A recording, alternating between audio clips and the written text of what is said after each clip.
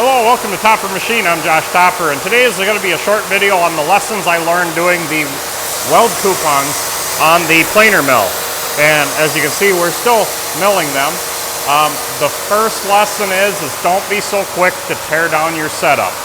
I got these done. I tore the whole setup down, and not even 2 days later when they picked them up, they asked for more. So now I am running a whole nother set. I'm actually running 2 sets.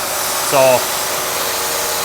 that was the lesson I learned from this one. Don't be so quick to tear your setup down, especially if the machine isn't going to be used anytime real soon. So here's another thing that I figured out and did differently. I'm blowing the air more straight down into the cutter behind it because we are climb milling, and pushing that chip more to the floor, and that's helping a lot. I'm still feeding at a pretty good clip. I mean, it's moving right along. So I've got 3 of them done already. I got 2 more 8-footers to go and the one on the mill. And I'm gonna do these 4 4-foot sections as well. So the drops off the bars. These go back actually a little further than what we've been doing. So we'll get done with the 8-footers, and then I'll set up and show you how I change my setup to do the short ones.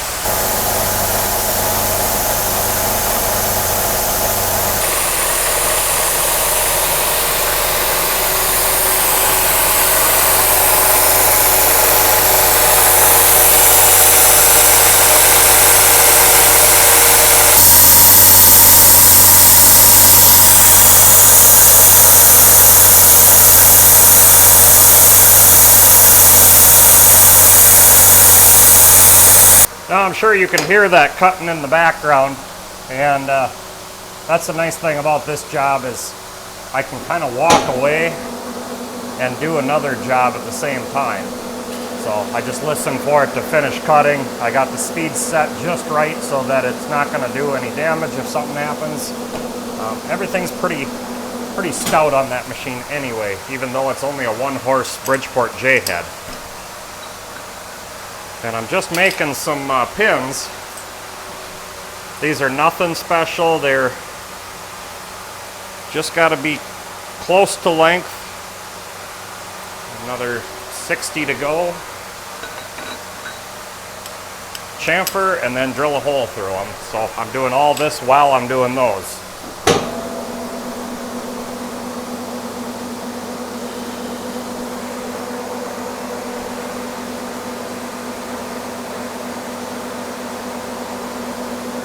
And if you missed it in the main video, these are weld coupons that they butt together with the angle, and they're for the tech school for the weld tests, and then they do the bend test on them and prove their welds.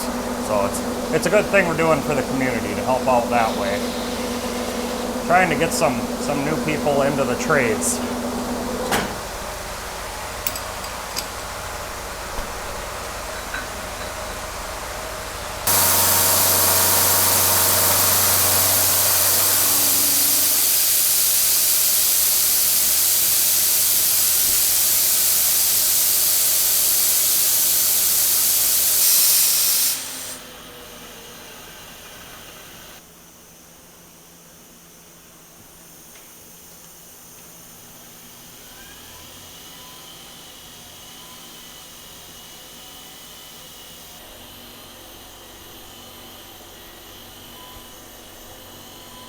So as in the main video on Saturday, I just sweep the chips off as the table comes by, get most of it out of here,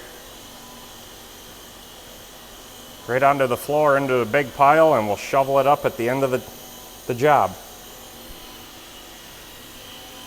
But yeah, that come out nice.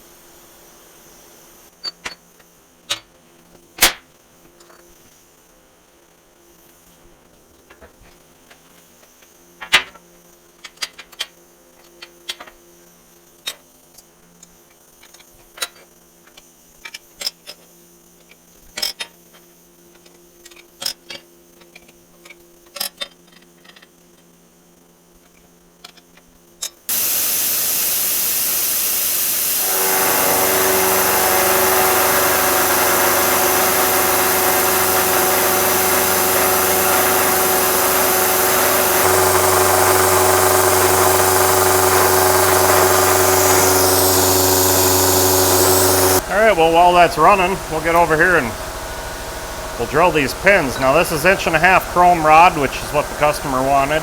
He wanted chrome pins, and all my stops are set up. I just gotta move her over and drill it. Right there.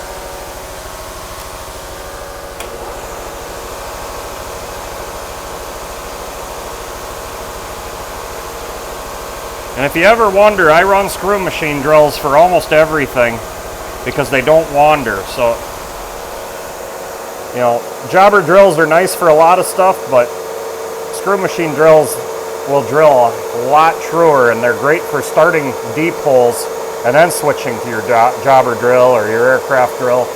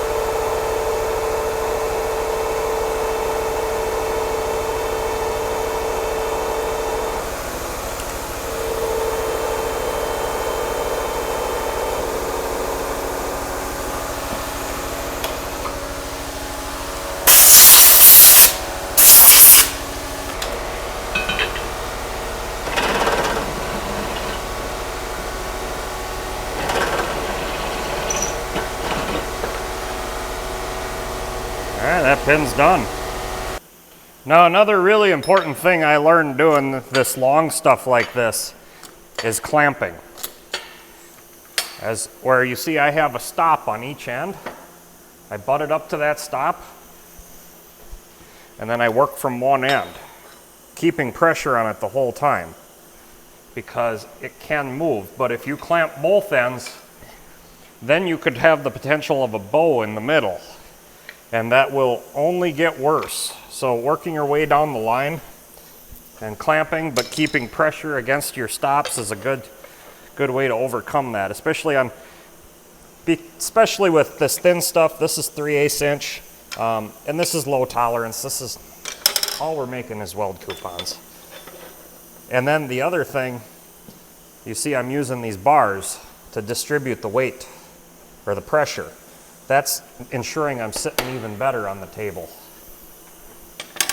Now this is the last 8-foot bar that I've got here, and then after this one, we'll switch over and do the 4-footers.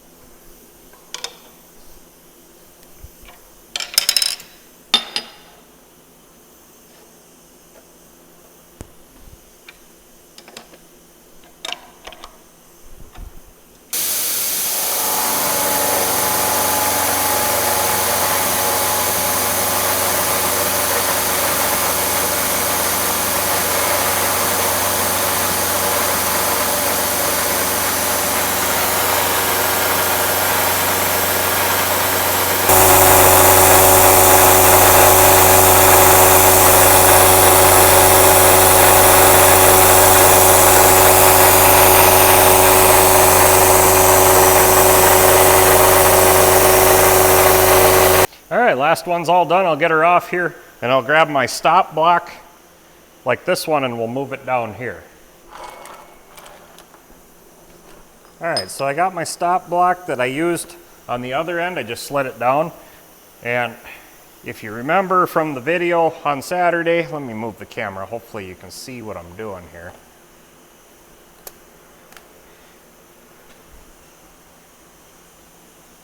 I just measured off the edge of the table to the block and got my measurement. And then I will transfer this down to that block, clamp her down, and then we'll be ready to put the next bars up here and keep milling.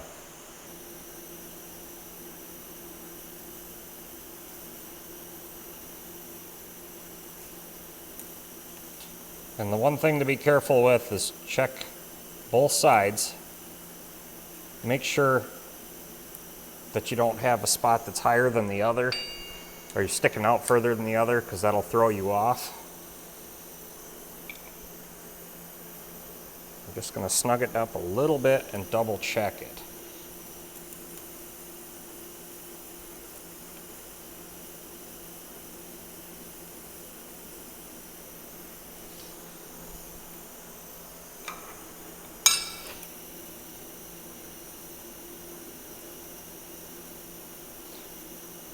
Perfect, right where we were with the other end. So I'll get the next bar up here and we'll get it milling.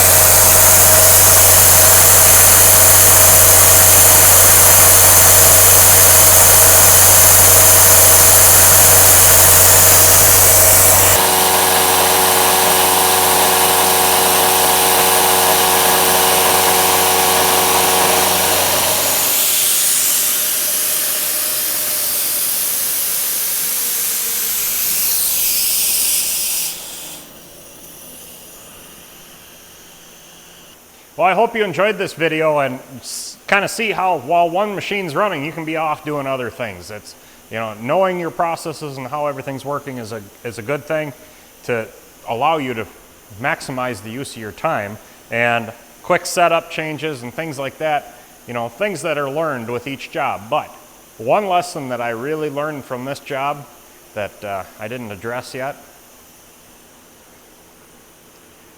there's the crank handle. I trying to park the forklift over here and I left it on here and I hit it with the forklift. Just caught it, just barely. You know, small shop, it's hard to make space for everything, but I always keep it up here on this handle or this position. So now I get to fix this. Another lesson learned. So until next time, get out in your shop and get it done right the first time.